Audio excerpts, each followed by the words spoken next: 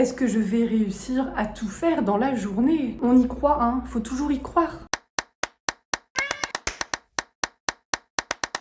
Le petit point arbre à chat, je pense qu'il est totalement validé. N'est-ce pas Mango? Je pense que tu kiffes bien la vie là. Hein. Bonjour! Comment ça va en ce dimanche? Même si c'est pas dimanche pour vous, mais ça l'est pour moi. Je fais le montage de la vidéo de ce soir. Parce que du coup, avec les problèmes d'hier, eh bien forcément, j'ai pris du retard. Donc j'aimerais bien aujourd'hui faire le montage de la vidéo de ce soir, faire aussi celle de demain, en espérant vraiment y arriver. Et aussi faire d'autres choses, notamment, il faut que je prenne 5-10 minutes pour répondre à des questions que vous vous posez. Donc voilà, on va accélérer, on va y aller à fond. On espère qu'aujourd'hui, il n'y aura pas de problème informatique. Techniquement, ça devrait le faire. Allez, go! Le montage est terminé, il m'a pris un peu plus de temps que prévu, mais bon, il fallait le faire, donc c'est fait. Juste le vlog de ce soir, hein. J'ai encore le deuxième à monter. Mais je me suis dit qu'on allait se poser un petit peu et je vais répondre à une question que vous vous posez, mais d'abord je vais vous poser parce que là vous êtes sur mes genoux et c'est pas très stable, ça va gigoter dans tous les sens et on n'aime pas ça.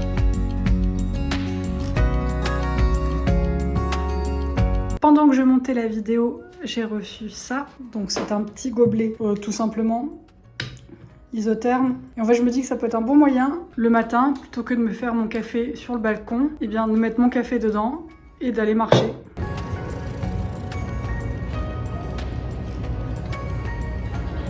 Il est 18h maintenant. Et ce que je vais faire, c'est que je vais programmer la vidéo de ce soir. Je vais me faire une petite heure de montage pour le vlog de demain, même si j'aurai certainement pas le temps de le terminer, mais c'est pas grave, au moins je l'aurai commencé. Et après, eh bien, j'irai manger. Parce qu'il faut que j'apprenne, il faut que je réapprenne, parce que je le faisais avant, à manger le plus tôt possible dans la soirée. Parce que ça contribue aussi à un bon sommeil, parce que aller se coucher quand on n'a pas encore fini de digérer, ça n'aide franchement pas à dormir. Donc recommencer à manger plus tôt. Donc là, si je peux manger vers 19h, c'est bien. C'est déjà plus tôt que hier, avant-hier, et avant, et avant, et avant-hier. N'est-ce pas? Bon, clairement, la vie est pleine de péripéties, n'est-ce pas? Le montage, c'était bien, mais en exportant sur YouTube, je me suis aperçue que j'avais laissé une musique à fond, ce qui est un peu gênant. Mais surtout, eh bien, j'ai la désagréable nouvelle de me dire qu'en fait, l'arbre à chat est déjà cassé. En fait, il y a ici, cette partie-là. Hop, je vais me mettre comme ça. Cette partie-là, en fait, eh ben, je la trouvais bancale. Bon, elle l'était moins que ça. Donc en fait, j'ai essayé de revisser. Sauf qu'en fait, regardez ce qui se passe. Hop là! Et en fait, le socle, il est toujours là. Mais ça c'est complètement... Voilà, comme ça. Mais c'est de la merde! Alors heureusement, je n'avais pas encore jeté l'ancien arbre à chat. Donc je vais essayer, il faut que j'arrive à dévisser ce truc-là maintenant. Et mettre ça à la place. Voilà, comme ça on aura un arbre à chat bigou. Actuellement, bon ça n'a pas l'air de perturber Mango plus que ça. Et voilà, ça m'agace, hein. Ça m'agace très fortement. Bon j'ai galéré parce que j'ai dû tout démonter. Alors j'ai enlevé la partie qui est là. Cette partie là, il faut que je la refixe. Parce qu'en fait j'arrivais pas à enlever le bout complètement enfoncé. J'arrivais pas à l'enlever, donc j'ai dû d'abord enlever celui-là, ici, pour pouvoir ensuite enlever. Et là du coup j'en suis là. Alors... Donc ça c'est celui qui est défectueux et en fait je vais reprendre de l'autre arbre à chat. Alors il est légèrement plus grand, mais soit ils sont plus petits, soit il est légèrement plus grand. Donc bon, on va partir sur plus grand. Et pendant ce temps-là, je suis bien aidée par des assistants au taquet. Vraiment, je suis bien aidée. Bah oui. Bah voilà, c'est bon. En fait, heureusement que j'avais pas jeté, parce que là ça bouge plus du tout. Oh, vous êtes chiant le bruit dehors. Heureusement que je n'avais pas jeté l'ancien arbre à chat qui du coup maintenant ne ressemble plus à rien. Maintenant j'ai plus qu'à le démonter. Voilà. Et il m'aura bien servi jusqu'au bout. Sois fier de toi, petit arbre à chat.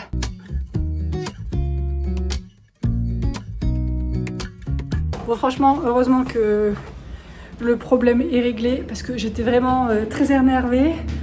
Alors du coup, on va la mettre en ligne cette vidéo parce que du coup, comme je vous disais, j'ai fait un deuxième export à cause d'une petite musique oubliée. Donc je vais faire le deuxième export et enfin je vais aller manger. Plein de péripéties, je vous dis tout le temps.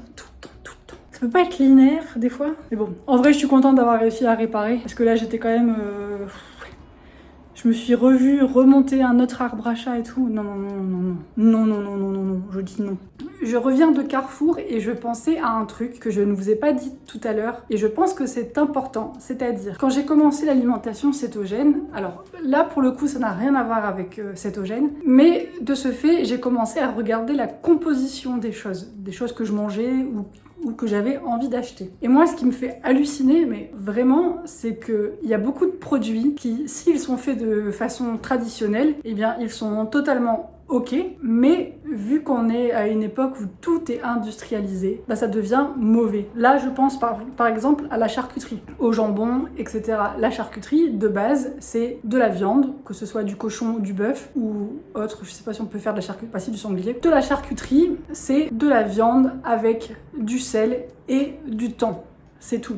Il n'y a rien de plus. Maintenant, toutes les charcuteries, elles sont blindées de conservateurs qui, on le sait, sont plus ou moins cancérigènes, voilà, alors qu'à la base, l'aliment, il est quand même vachement top. Ensuite, je pensais aussi à cette capacité qu'ont les industriels à foutre vraiment du sucre partout. Je me souviens, j'avais voulu acheter du pâté. Alors du pâté, on est d'accord que c'est pas là où on s'attend à trouver du sucre. Eh bien si. Et pourtant, des fois, c'est des pâtés, c'est écrit bio, vous avez la petite étiquette qui fait artisanal, etc. Et en fait, vous retournez le truc et vous voyez sirop de glucose. Et franchement, je me dis que quand même, sirop de glucose, bah, c'est pas ouf du tout, parce que c'est du sucre pur. Hein, et voilà, on en trouve dans le pâté. D'ailleurs, moi, le pâté, j'aime bien en manger parce que c'est souvent fait avec des abats. Et comme les abats, c'est pas forcément le truc le plus ragoûtant de la terre, il y a des abats qu'on aime, des abats qu'on n'aime pas. Et généralement, le pâté, c'est quand même fait avec pas mal d'abats. Donc c'est un bon moyen d'intégrer des abats dans son alimentation, mais sans avoir le désagrément du goût, etc. Parce que du pâté, ben, c'est super bon.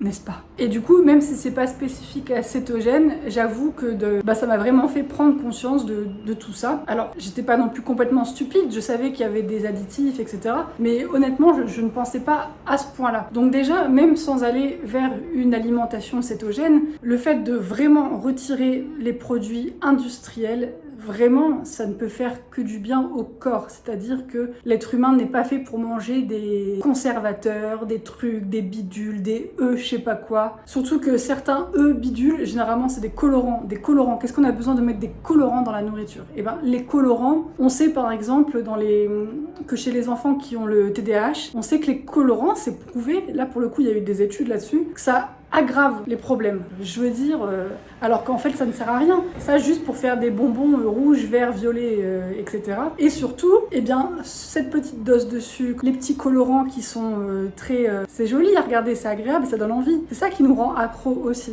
parce qu'on se rend pas compte que c'est des petits produits un petit peu qui nous rendent accro, parce que c'est joli, parce que le goût du sucre ça rend accro. Il paraît qu'il est plus difficile d'arrêter le sucre que d'arrêter la cocaïne. Alors moi pour le coup, je vais vous dire, le sucre, honnêtement, j'ai arrêté du jour au lendemain, sans problème. Mais je pense que j'étais tellement motivée à l'idée de perdre du poids que chez moi, ça a comblé tout le reste. En revanche, comme je vous l'ai dit, je viens d'arrêter de fumer et je sais qu'arrêter de fumer, c'est très difficile.